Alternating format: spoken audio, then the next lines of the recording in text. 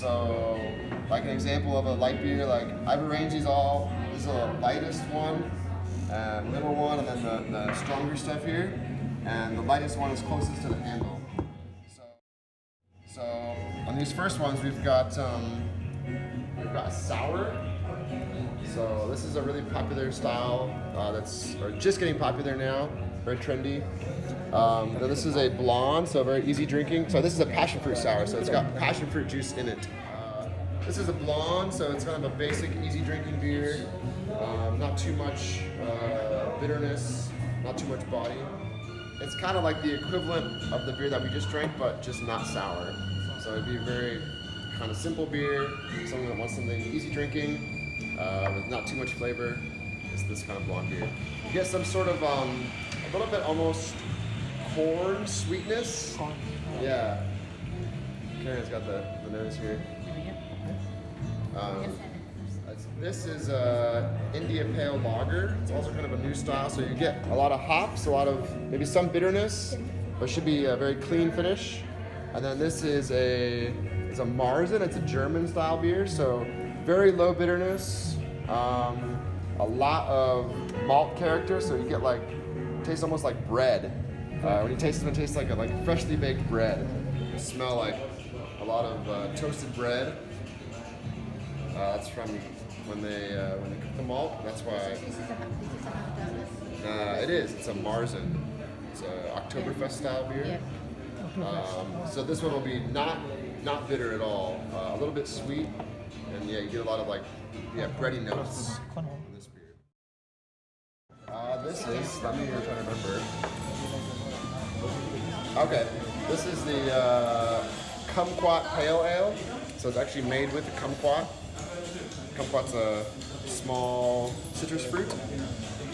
This one is pretty smooth finish, some bitterness, but very light kumquat flavor. No, this is the mango IPA. Okay, so this last beer that we tried is a pale ale, which is also a really classic style. So pale ale is usually medium bitterness, medium alcohol.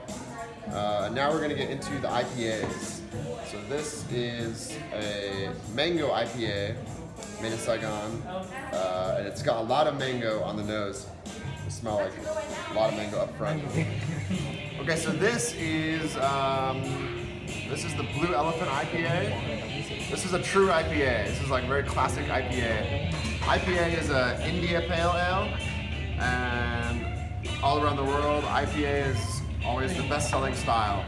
So generally, a bar like mine will have maybe one pale ale, maybe one sour, but 4 or 5 IPAs because they sell so well, and there's a lot of variety in the style. So we'll see so how many IPAs do I have? 1, 2, 3, 4, almost 5 really. Yeah, so that's a good balance. And it was made in India.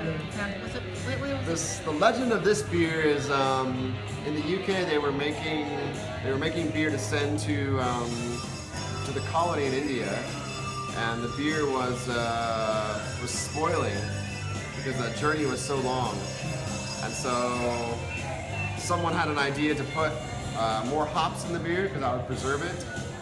And but the beer was never meant to be consumed like in England. It was only for export. And then someone tried it somehow. There's lots of different legends about how it got out, but they discovered that it's actually a really good style, and it became popular. And one important thing about any kind of beer is the water. The water in different areas is good for different styles.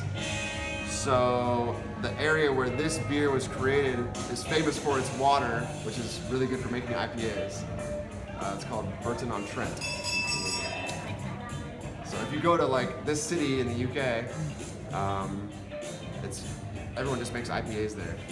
That's why different beers evolved from different regions, because it wasn't until I want to say 1800s that people could control the water.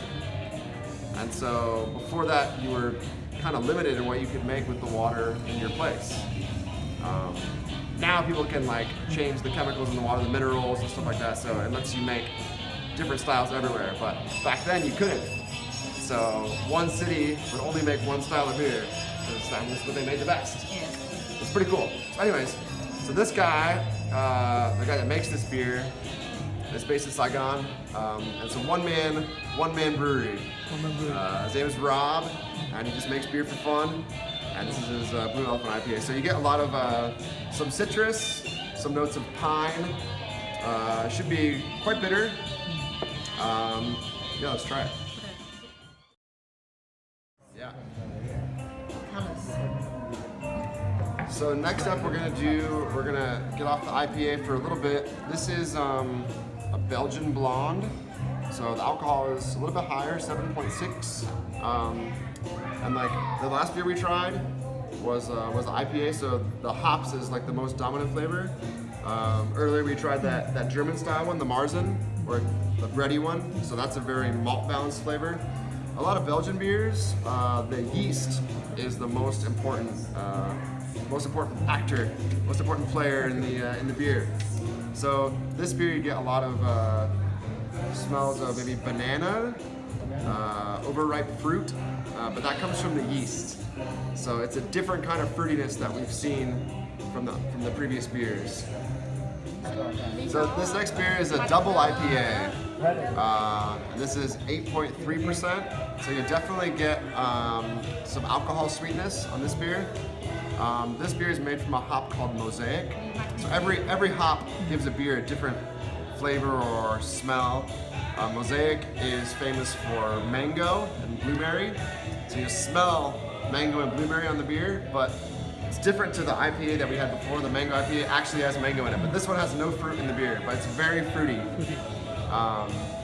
So it's really fun to drink. It's quite an intense flavor, and it's quite a boozy beer.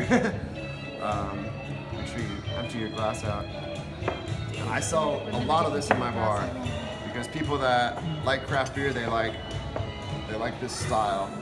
Next beer is a triple IPA, which is quite a interesting style. A triple IPA, so it means that the alcohol is much higher than normal. The bitterness is much higher than normal. This beer is 11%. And I don't know what the bitterness of the IBU is, but it's quite high. This one you get a lot more alcohol presence, but also more bitterness. Is it East-West? Yes, the East-West triple IPA. Okay. Must be over 100. Maybe something like that. Yeah. This beer is not one that you drink a lot of, but it's very, very nice to enjoy. And you definitely don't start off with a beer like this. No, okay? this is a beer that you end up with. This one is stout. Stout is any kind of dark beer, normally the strongest, darkest of the dark beers. This one is 13%. You can see how thick it is even when I turn the glass, like it sticks on there. Yeah, it like sticks on there. It runs down real slow.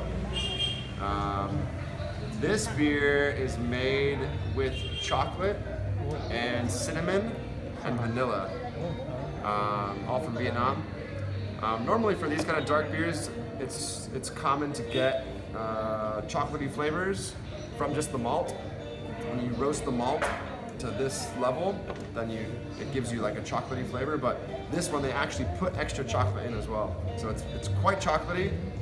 It's quite strong. It's 13%, and it's quite full in your mouth. So you don't drink a lot of this, but yeah, that's right. It's from Pasteur Street. Sorry.